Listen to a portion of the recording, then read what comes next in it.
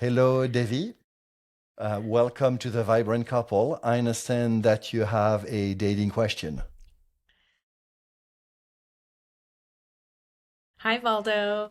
Yes, I'm curious how to have my boyfriend help create great dates for us. So let's talk about what is going on right now. Does he plan some dates? Do you do most of the Um, work?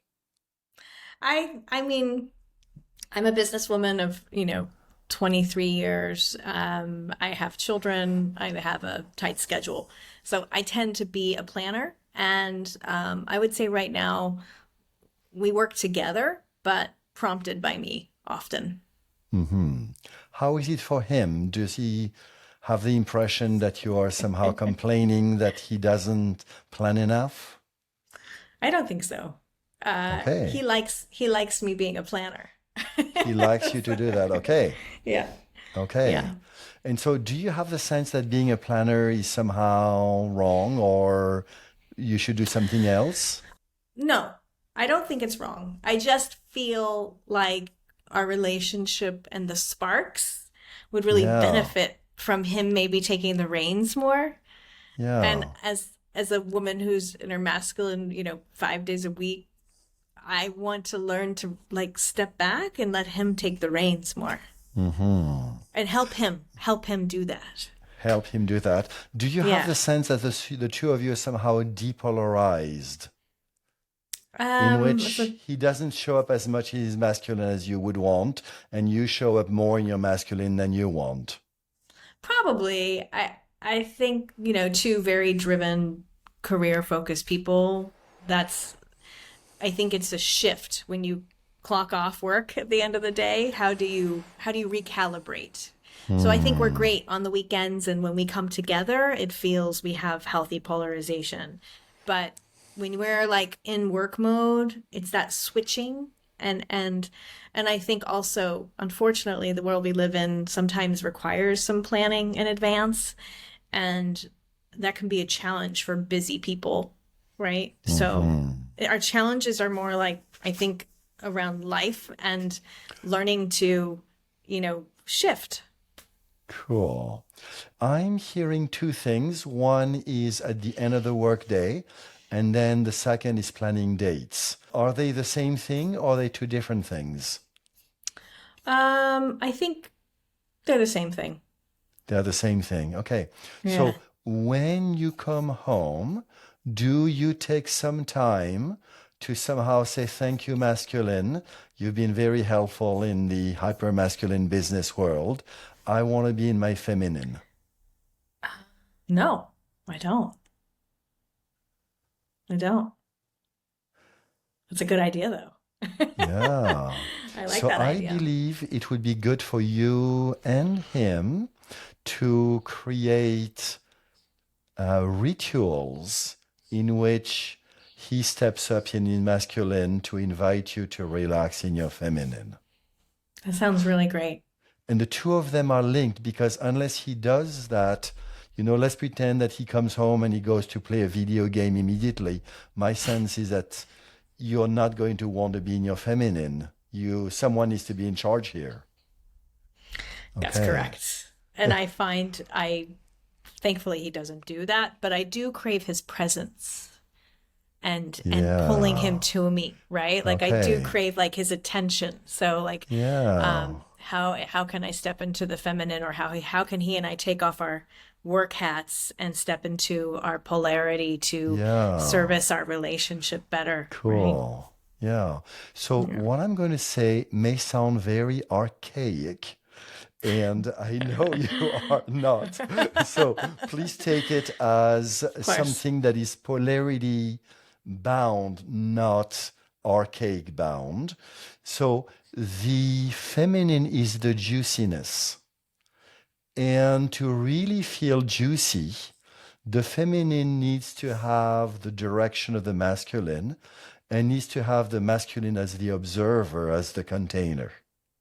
That's super hot, right? I like that a Yeah, lot. yeah, Yeah. yeah.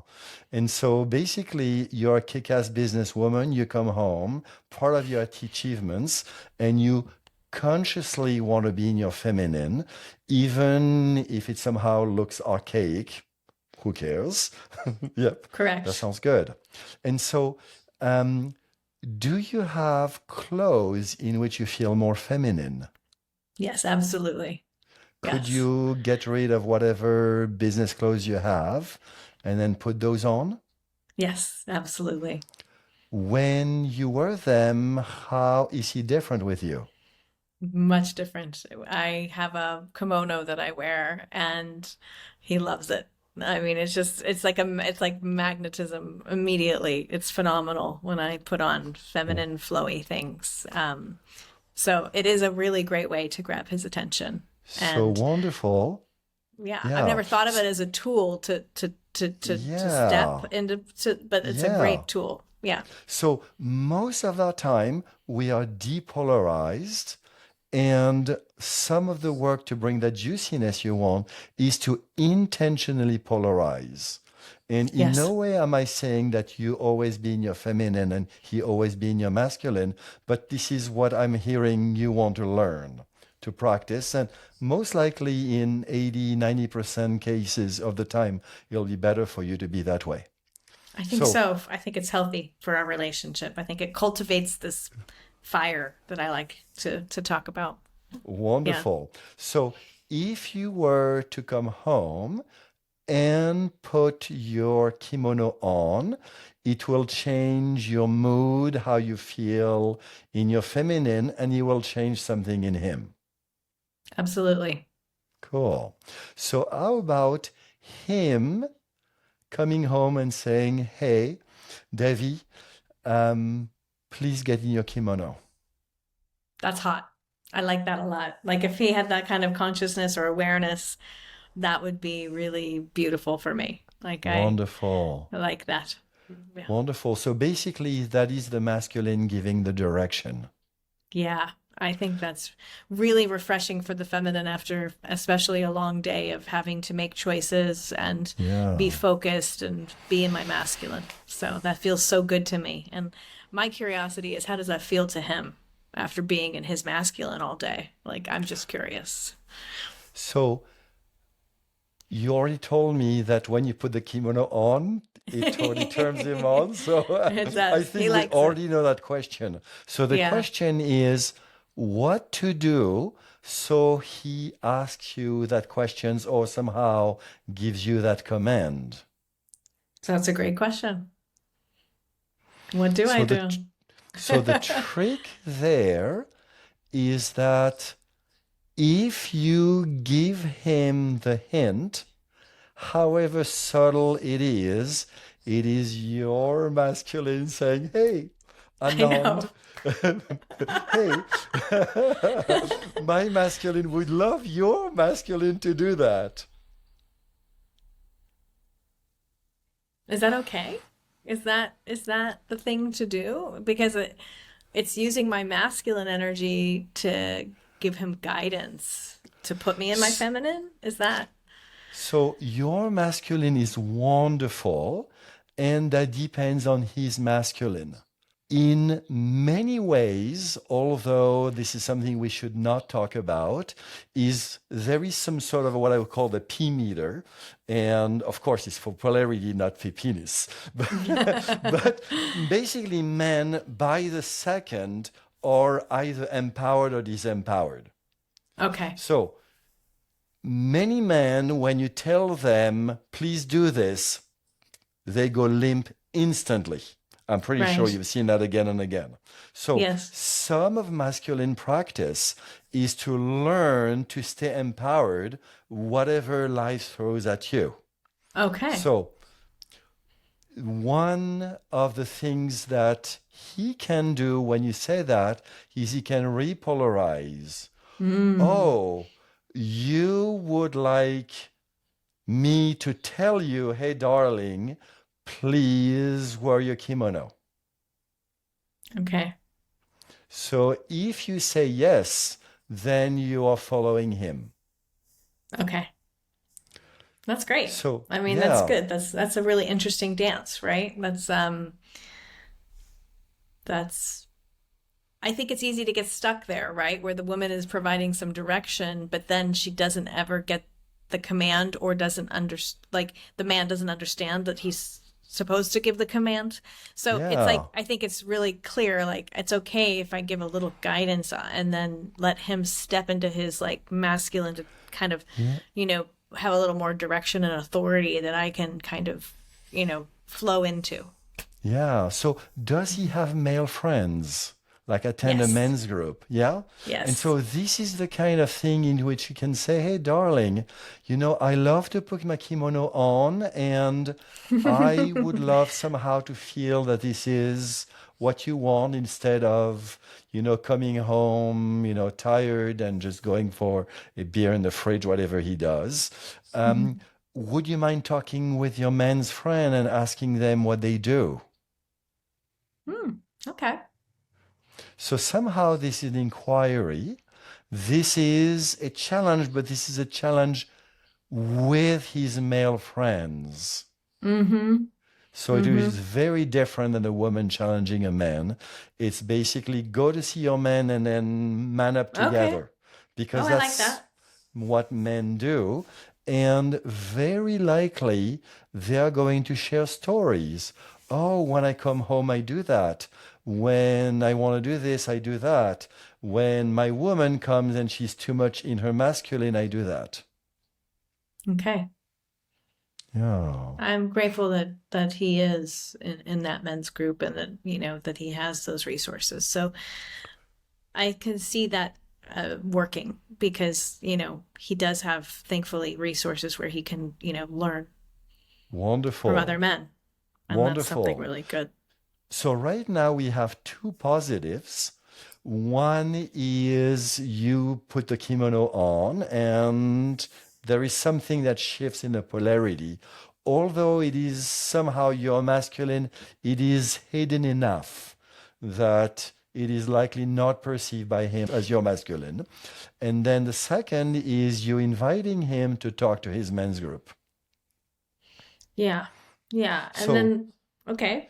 yeah, so there is a third piece which is really important, is one of the things in which I believe too many shoot themselves in the foot with men is they believe men should take responsibility, that I agree wholeheartedly, but they believe it should happen right now. Hmm. And so until he takes responsibility, that when coming home, I'm going to give the direction of polarization. Until he comes up with that, whatever you're doing is likely more from your masculine than from your feminine. I You agree see there. that? Yep. Yeah, I do see that. I agree with that. Yeah. So intentionally, and I know these days is really hard to intentionally play the babe, but basically play the babe until at some point he says, I like when you do that. And then the I two of you gotcha. can have a conversation. Okay. I think that's great advice. Yeah. That's happened a little bit over the past, and I think now having more awareness about it, I I see how that intentionality around kind of stepping into my feminine and maybe even a little bit like over the top, like performative, like so he has like an awareness of it, like can really maybe amplify the awareness and the conversation and just kind of owning that on my responsibility level. Like, hey, I've been in my masculine all day. I'm gonna just flow and see Yeah. what happens. Yeah. So how about I have a call with him, like you and I are having, and then I basically look at, from his point of view, what happens when the two of you come home. I would love to hear what he has to say. Right? I would love to Oh, get his point of view through you. So I think that'd be really, really cool. wonderful. That sounds Yeah. great. Sounds good. And so, how about you connect me with him? Okay. And what's his name? His name is Anand. Anand. Thank you.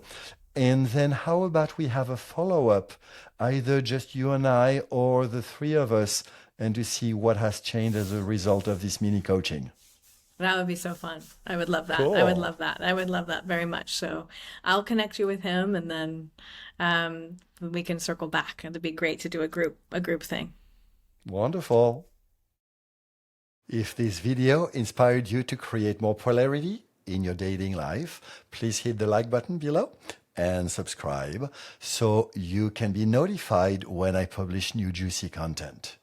And please share with all your friends who you believe would benefit. I look forward to seeing you very soon.